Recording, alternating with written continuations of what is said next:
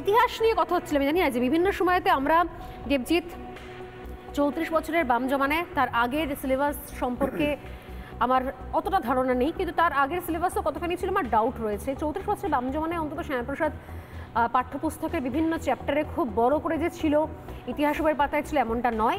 তার পরবর্তীকালে তো নেই, উল্টে ধরনের অসম্মানজনক কথাবার্তা। শ্যামাপ্রসাদ মুখার্জির অবদানকে খুব সুকৌশলে একটু একটু করে ভুলিয়ে দেওয়া হয়েছে। সেটা কংগ্রেস আমল থেকে শুরু হয়েছে, বামেরা তার উত্তরসূরি হিসেবে সেটাকে বহন করে নিয়ে গিয়েছে। আমরা এখানে শ্যামাপ্রসাদ মুখার্জির নামে একটা রাস্তা আর শ্যামাপ্রসাদ মুখার্জি ইনস্টিটিউশন বলে একটা স্কুল গভর্নমেন্ট স্পন্সার্ড, এর বাইরে শ্যামাপ্রসাদ মুখার্জি সম্পর্কে কোথায় পড়েছি, জেনেছি, আর তারপর আজকের হচ্ছে এই এই এই এই তার অবদানের এই হচ্ছে তার রেজাল্ট। স্বর্ণালী, একটা কথা মানে বলতে বাধ্য হচ্ছি, যদিও আমি সেটা সম্পূর্ণরূপে সমর্থন করি না। ওনার দলের নেতা সেকেন্ড ইন কমান্ড অভিষেকবাবু একবার একটা টেলি সাক্ষাৎকারে বলেছিলেন বয়স হলে রাজনীতি থেকে অবসর নেওয়া উচিত। বোধহয় ওনাকে দেখেই বলেছিলেন, তা না হলে তো এরকম হয় না। স্বাধীনতা লাভের, দেশ যখন ভাগ হয়ে স্বাধীন হচ্ছে তার 9 দিন মোদিজিও বলেছিলেন একটা এজের পর আর ইলেকশন কন্টেস্ট করা যাবে না। আপনাকে মনে করে দাঁড়াও না, মনে করি তার যেটা ঘটনা সেটা হচ্ছে স্বাধীনতা হবার 9 দিন আগে উনি জন্মালেন 6ই আগস্ট।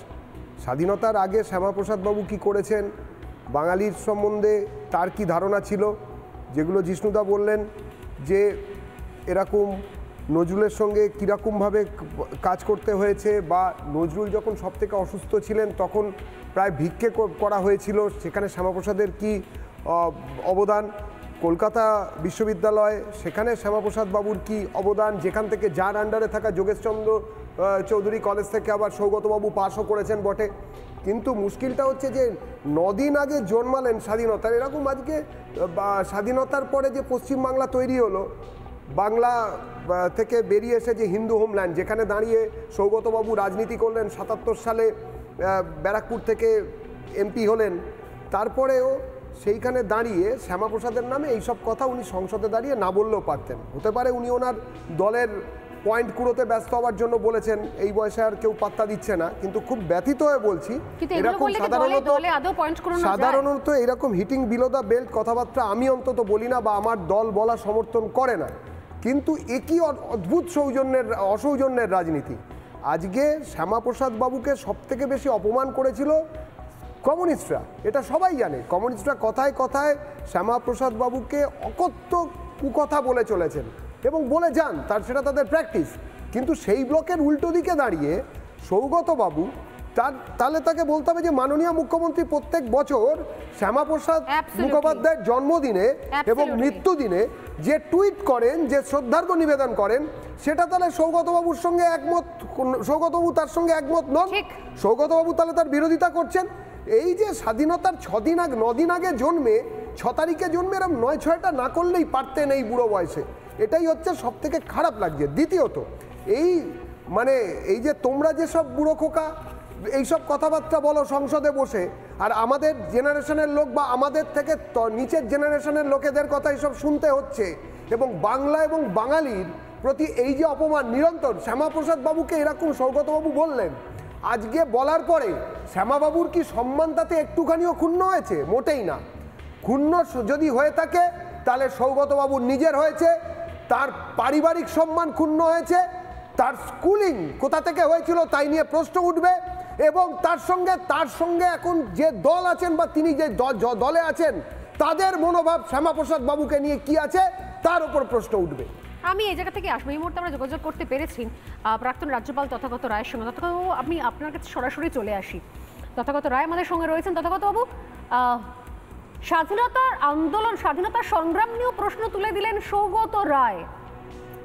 আমি জানি না যে রায় পরিবারের আরেক ছেলে তিনি এরকম ইতিহাসের বিশ্লেষণ কিভাবে করতে পারলেন, বা কোথা থেকে এই ইনফরমেশন, এই ইতিহাসের পাতায় কোন ইতিহাসের বই তিনি তার পাতা উল্টে এই তথ্য জানলেন। যদি আপনি আমাদের সামনে একটু বলেন যে স্বাধীনতার ইতিহাসে, দেশের স্বাধীনতা সংগ্রামের ইতিহাসে শ্যামাপ্রসাদ মুখার্জির কি কোনো অবদান ছিল না?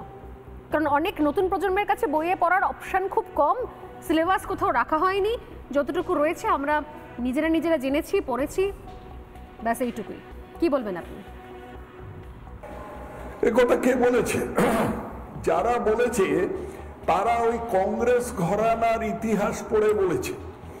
বস্তুত আজকে আমরা যারা হিন্দু বাঙালি, ভারতের নাগরিক এবং এই কলকাতার মাটিতে বসে কথা বলছি, তারা অনেকে জানি না, বুঝি না বা স্বীকার করতে চাই না যে আমরা যে এখানে আছি ভারতের নাগরিক হিসেবে, বাঙালি হিন্দু হিসেবে মাথা উঁচু করে কথা বলছি, সেটা শুধু একটি লোকের জন্য, তার নাম শ্যামাপ্রসাদ মুখার্জি।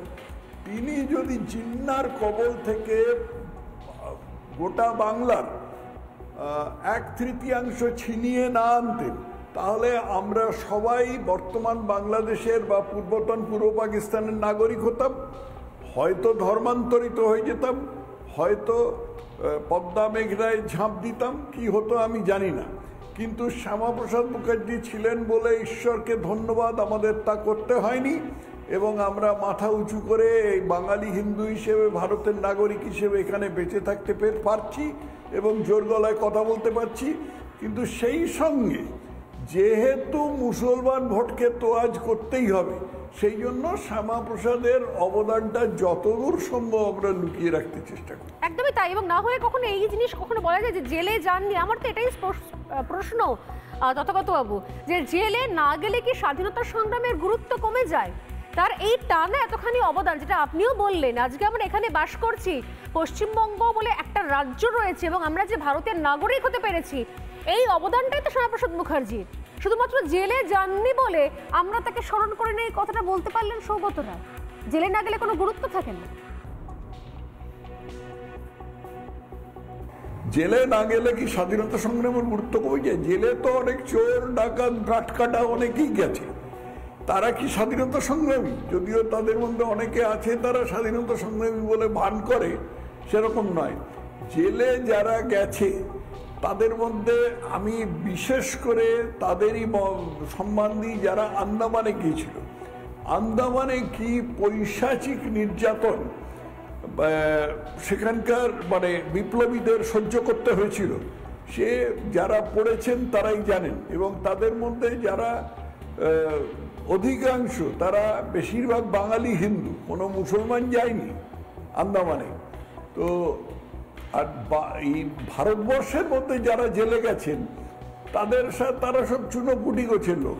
বড় যারা জেলে গেছেন তারা গিয়ে সেই জেলে খুব আরামে থেকেছেন, সেখানে ভালো বিছানায় শুয়েছেন, ভালো খাবার খেয়েছেন, লোকের সাথে কথাবার্তা বলেছেন, বলে টোলে তারপরে যথাসময় সেই জেল থেকে বেরিয়ে এসেছেন। আমি দেখেছি নেহরু আহমেদনগর জেলে যে সেলটায় ছিলেন সেটা একটা বেশ ভালো হাসপাতালের ঘরের মতন চেহারা আর কি। আর মোহনদাস গান্ধী তো পুনেতে সেতনা প্যালেসে ছিলেন, সেখান থেকে এবার তাকে ছেড়ে দেওয়া হয়েছিল। অতএব এই সমস্ত জেলে যাওয়াকে আমি অন্তত কোনো মূল্য দিই না। বড় কথা হচ্ছে তারা কি অ্যাচিভ করতে পেরেছেন, তারা কি শেষ পর্যন্ত জোগাড় তৈরি করতে পেরেছেন, ভারতকে উপহার দিতে পেরেছেন। কংগ্রেসের যারা জেলে গেছেন বলে বুক বাজান, তারা তো একটা খণ্ডিত ভারত উপহার দিয়েছেন আমাদের। তারা ক্ষমতার লোভে লাফ দিয়ে জিন্নার যে দাবি ছিল সেই জিন্নার দাবি স্বীকার করে নিয়েছেন। কলকাতার দাঙ্গার যে দায়িত্ব, সেই দায়িত্বটা পর্যন্ত জিন্নার ঘাড়ে চাপাতে চাননি। জিন্নাকে যে কোনো মূল্যে মর্যাদা দিয়ে তার দাবি স্বীকার করে নিয়েছে। একদমই তাই। এই তো চেহারা রাজনীতি। আমি বুঝতে পারছি। আমি আপনার কাছে আবারও আসছি। দেবজিৎ একটা হাত তুলছেন, আমি রাধামোহনের কাছে আসার আগে দেবজিৎ একটা ছোট্ট বক্তব্য শুনে নেব। নানা ধরনের কন্টেন্ট দেখার জন্য লাইক করুন, শেয়ার করুন আমাদের ফেসবুক পেজ, সাবস্ক্রাইব করুন আমাদের ইউটিউব চ্যানেল।